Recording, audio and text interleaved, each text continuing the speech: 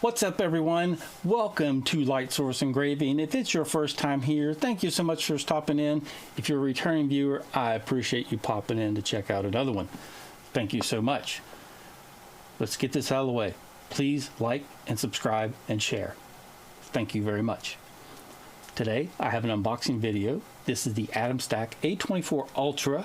It is an enclosed diode laser, and they did send a couple extra accessories with it. So Atomstack did send me a review unit, and I want to make that clear. And we are going to get into the unboxing of this very soon. Today, I don't have an unboxing knife. What I have is an unboxing spear.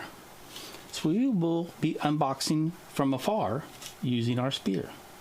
So let's get into it.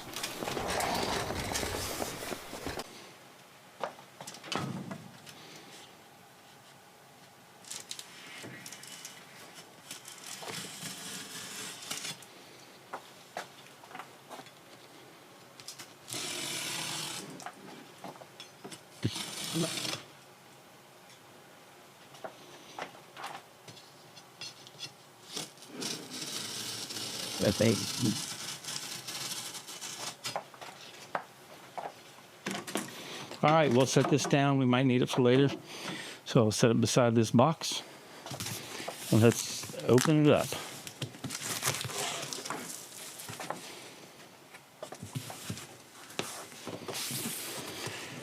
And ta-da! Boom! Always have to have the foam. All right, right here on top, we have the user manual. It's very thick.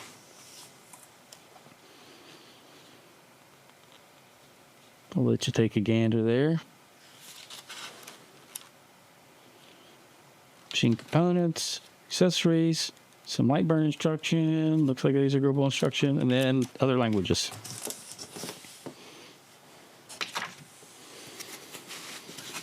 Pop this piece out.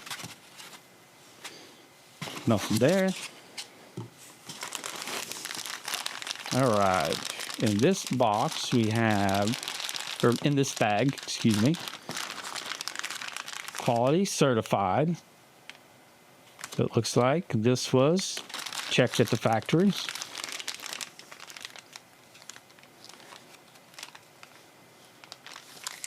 Laser adapter cable for the chuck and roller. 2 Allen keys, couple cable clips, lens cloth, USB drive, an auxiliary cable, air pump power cable, set of keys, an antenna, some thumb screws, cable clips. Here we have another cable, USB cable, focus gauge. Looks like the carriage for the laser. And here is the laser head. This is the 24 watt made by Atomstack. Does have integrated air assist top, and then here's for a wiring harness.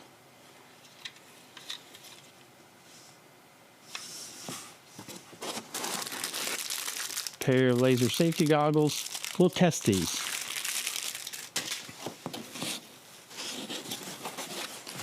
All right.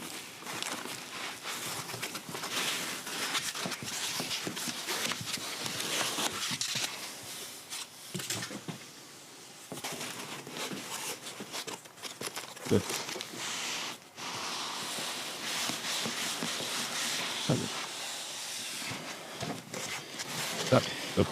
All right, so we do have to pull the gantry out of the foam. So here's the gantry.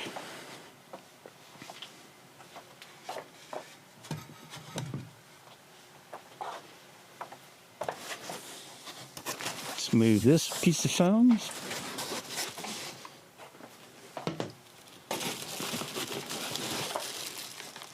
All right, and back here in this foam, we do have the power cable and adapter and air assist tube.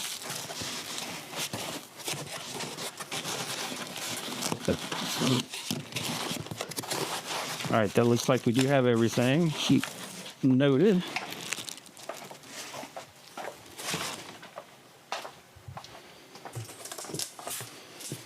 All right, and here we have the enclosure protective box is what it's called.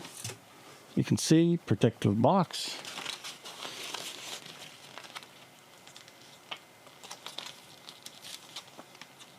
So we do have to assemble this box so we can get into that. I'll show you how to do that.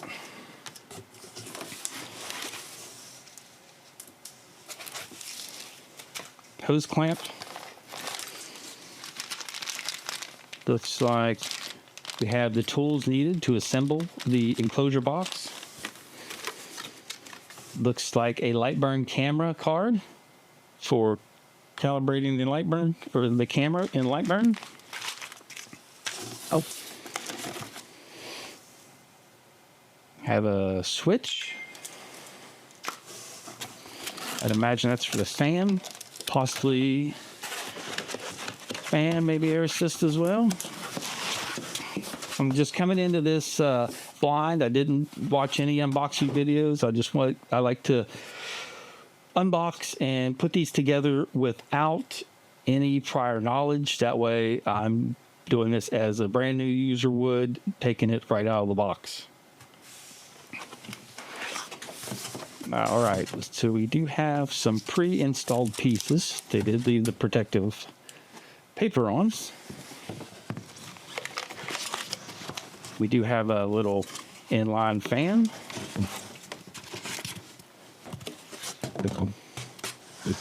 So there's where one of those power plugs go for that switch. Albert.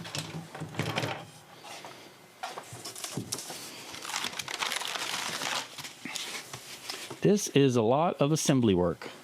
I will say that right now. So here are two more panels.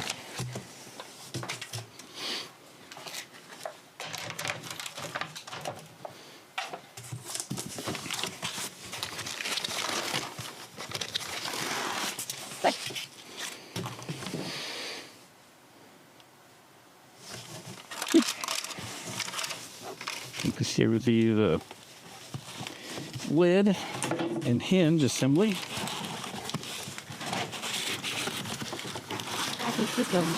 And the built-in camera. So there's the camera. It even says right here, camera. That one.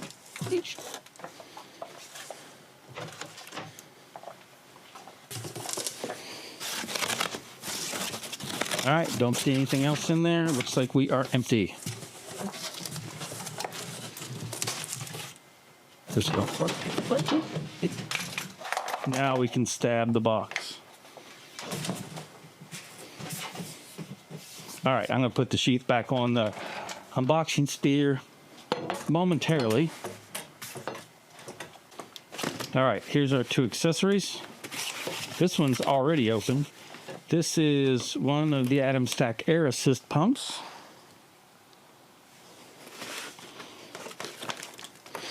Air assist kit user manual.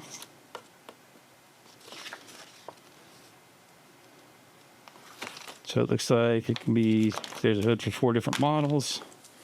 Tubing, tools, the hoods, AC adapter, hoods, some sort of glass. I'll have to check out and see what all those are for. Another question, or one question I do have, must be universal for many different laser modules, is does it integrate with lightburn? Will it turn on and off automatically, or am I going to have to manually do it? I'm spoiled. I don't like to manually do it.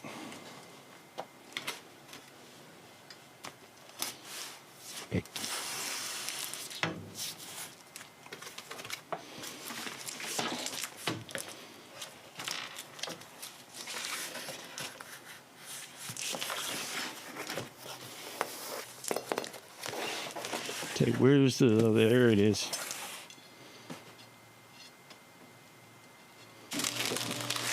All right, here's our metal to put underneath the honeycomb.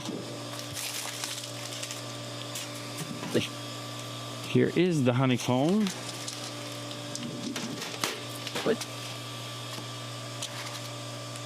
Here is a fork. And here are some hold downs for the honeycomb. And then you pop these out with a fork.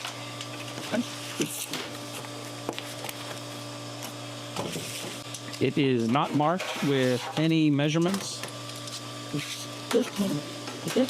So it looks like we will not be working in absolute coordinates with this setup. But there's your honeycomb. All right, now let's set the gantry over the honeycomb and see how it looks.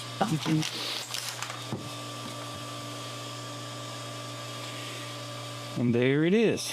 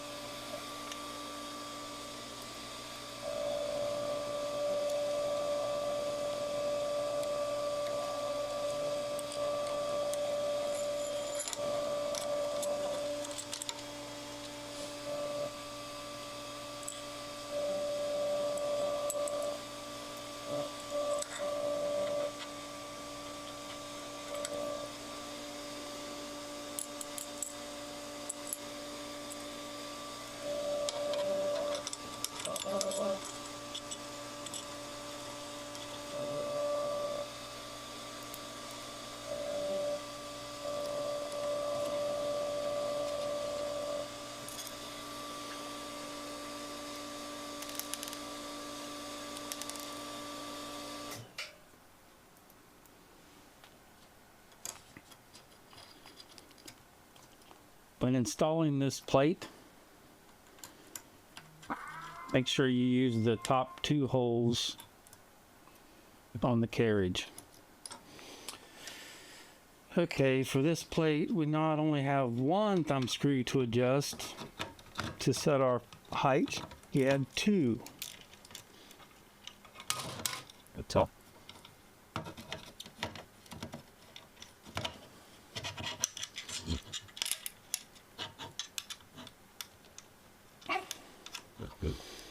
There's one. And there's two. This cover is held on magnetically. Magnets, how do they work? There we go. There's that cover. Now we can install the Wi-Fi antenna. Add 2 wire anchors.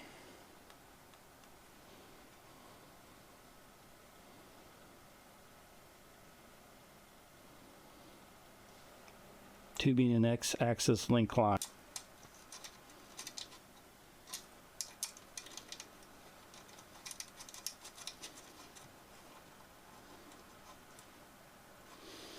Okay, there's the Wi-Fi antenna.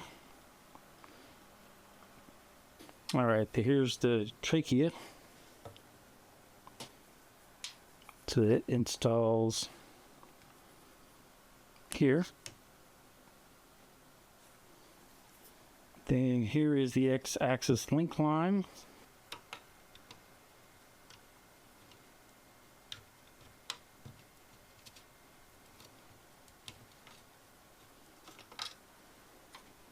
Here is an expander interface, and here is where the laser plugs in.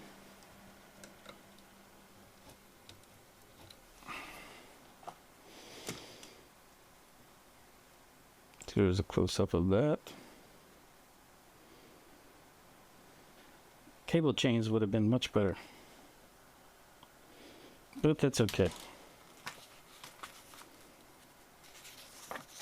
Looks like with the enclosure there are some safety switches. They turn off when the hood is open.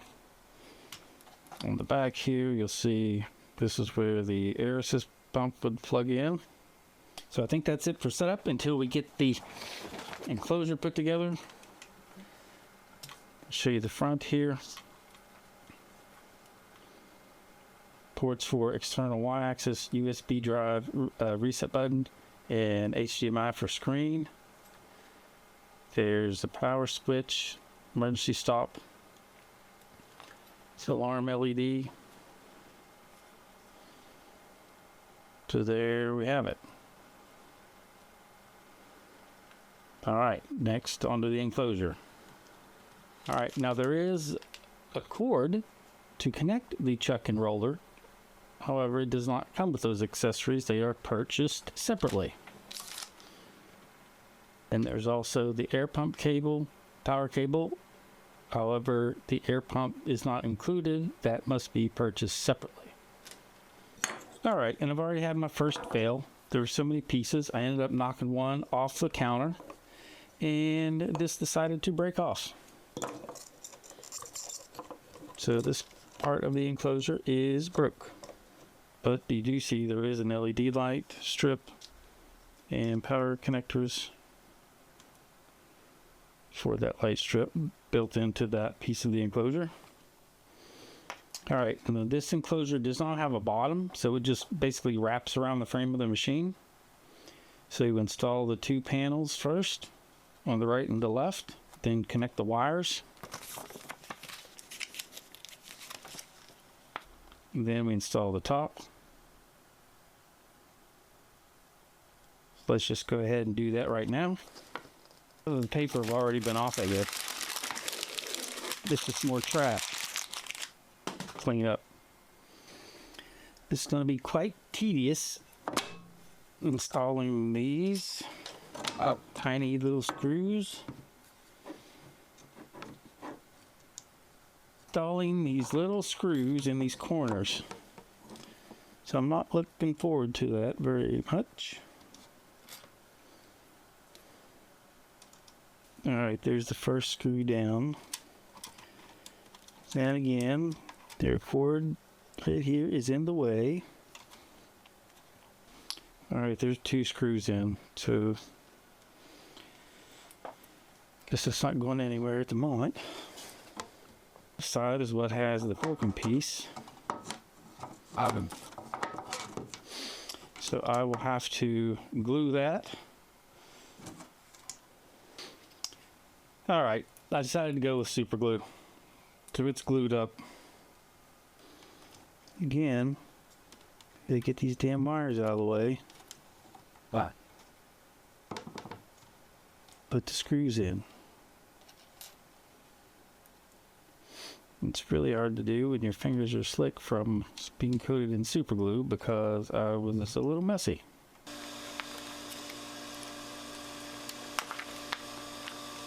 Alright, the next task is to install the back piece, and you can see my terrible glue job. Waste. Again, we've got to peel the paper off. Now we need 6 M4 by 10s.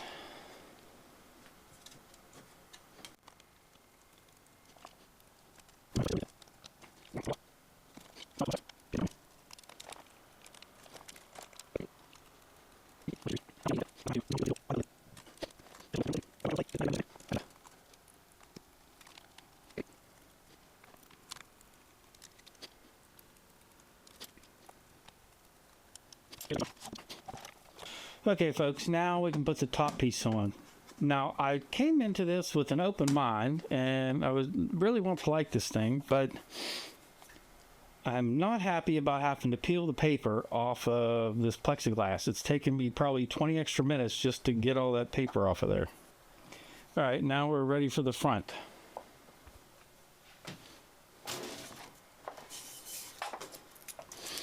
And guess what? More freaking paper to peel.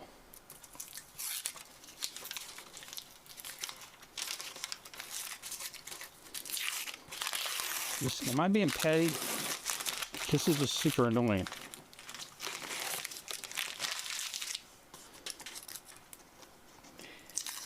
Patrick, you're being a prima donna. Peel the paper and shut up. I can hear it.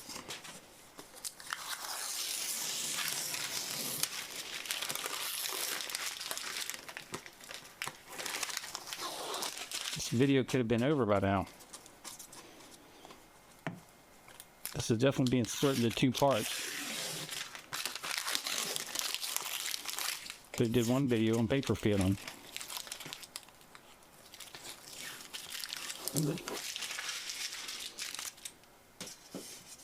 Okay.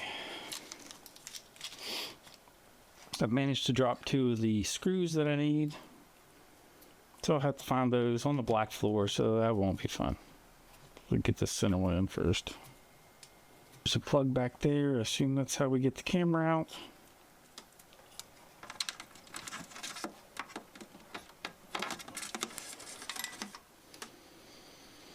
Alright folks, here we have the finished and assembled enclosure.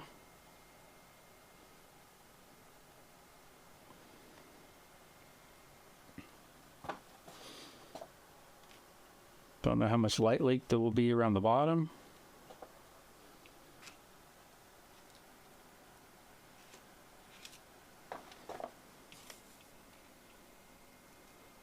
But we'll find out.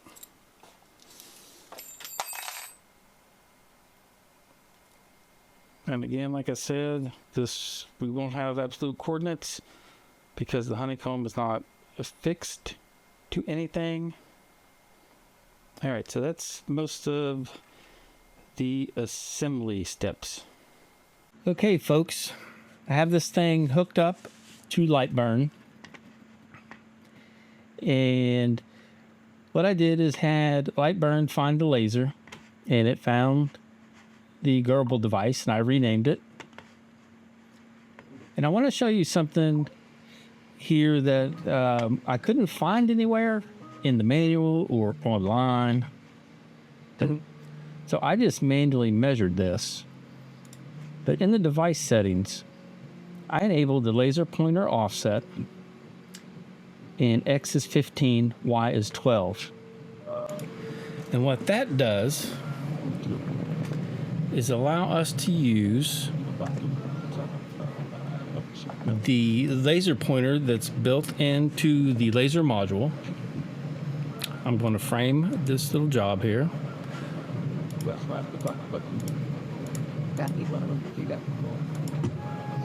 And you can see that laser pointer is framing the job. So now lightburn knows that I'm going to use that laser pointer to frame the job, and whenever it goes to run the job, it will move the laser head to the exact position of that crosshair and then proceed with the job. So back to lightburn. What I have here is a diode torture test developed by Rich, the LA hobby guy. And my buddy has graciously agreed to send me this torture test and let me run it. So the object is to run this as fast as you can and look for defects. So what I did is took the max speed engraving speed directly off the Atomstack website, and it states 600 millimeters per second.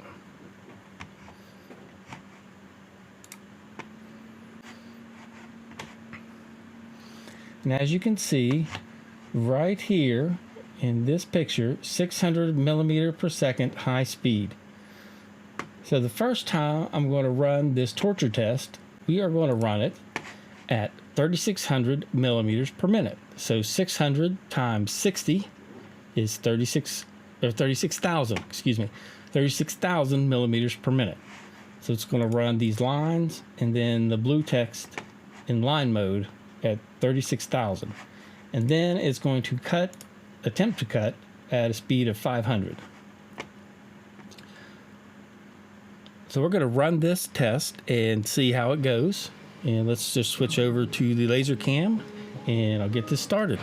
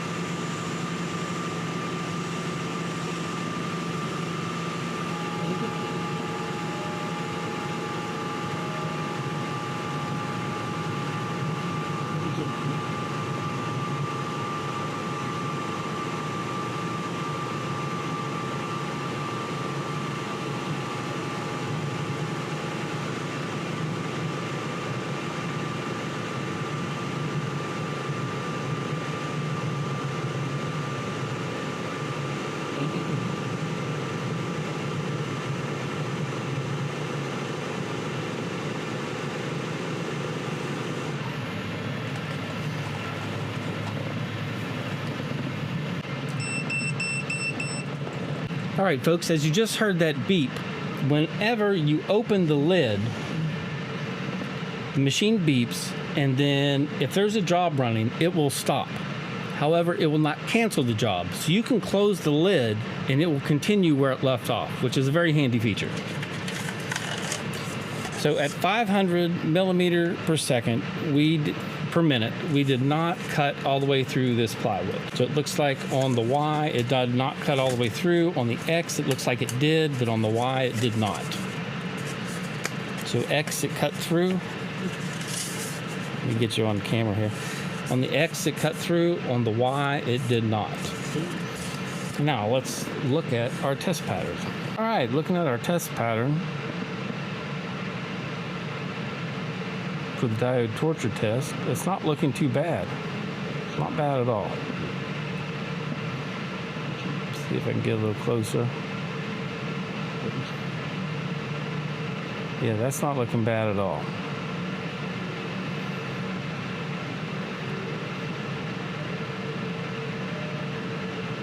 So overall, at 36,000, I'd say we have a pretty good result. It is faint, but that's what I expected. All right, now let's frame it again with the framing light.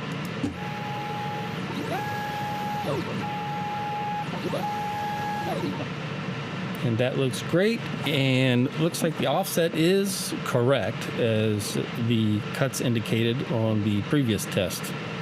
Now I'm going to cut the speed down to 20,000. And what we're going to do is run this again and see how the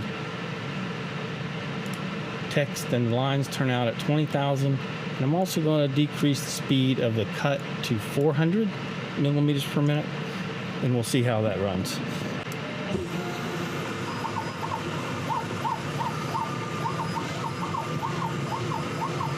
We definitely have darker lines running at 20,000 versus 36.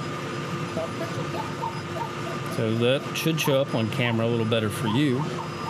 And I do want to point out that if you use the air assist power port on the side of the machine, that the air assist is controlled with lightburn. I was happy to find that out. So that is definitely a positive for this machine.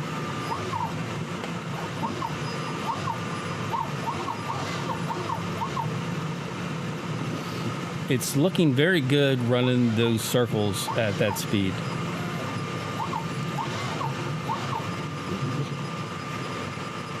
The text so far is looking good at the high speed as well.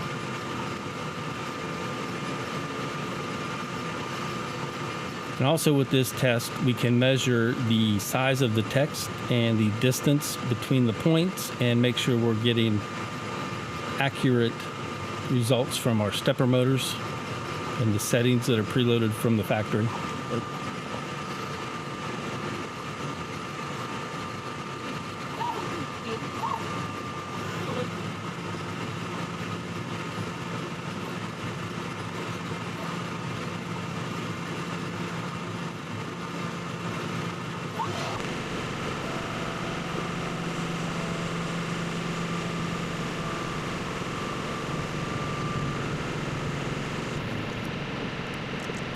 Now let's see how this cut.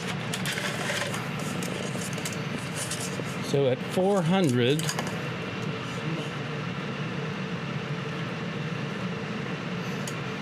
looks like we did cut through. At 400, we did cut through. There are a couple little marks here, and I believe that's because this was the overlap from the previous test.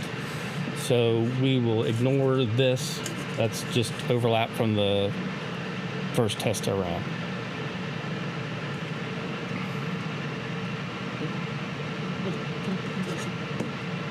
The text looks good as far as accuracy, and again, this was running pretty fast.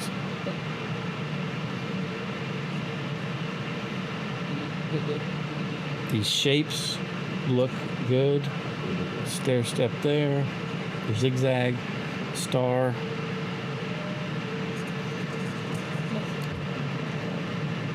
So here's torture test number 1. And to tie it in with my existing FUME extraction, I printed a 3-inch to 4-inch adapter and removed the fan that was installed in the cabinet. Right, I do want to point out that the fan that came with it is quite a capable fan. This is just measuring wind speed in feet per minute. And this is an AC Infinity PC fan or auxiliary fan, and it's running at 275 feet per minute, approximately.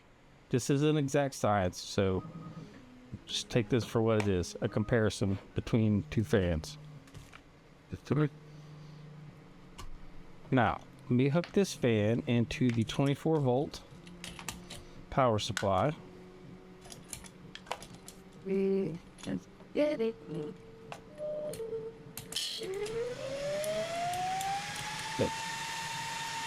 hear that. And that's just now showing about 2,500 feet per minute. Now we can go ahead and switch this over to miles per hour if we want and get another view of it.